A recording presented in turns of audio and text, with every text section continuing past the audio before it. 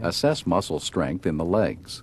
Relax. Test hip flexion by placing your hand on the Lift your patient's thigh up against anterior my thigh hand. and providing resistance. Relax.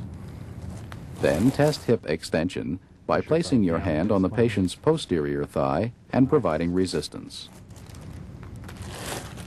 Push your thigh down against my hand. To test hip abduction, place your hands firmly on the table outside the patient's knees. Spread your knees Ask him to apart. spread both legs against your hands.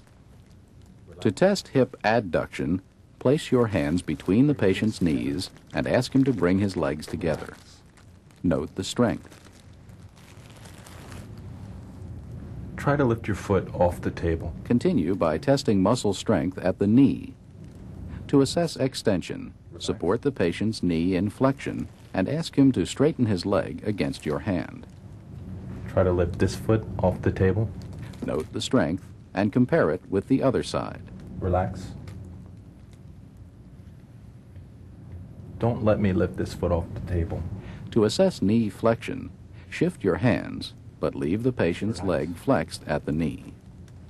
Then ask the patient to keep his heel on the table as you try to straighten the leg by pulling it upward. Again, note the strength and compare it with the other knee. Finally, test dorsiflexion and plantar flexion at the ankle by asking the patient to pull up and push down against your hand. All of these tests can also be performed with the patient seated and holding on to the table for support. Your knee up towards the ceiling. Hip flexion,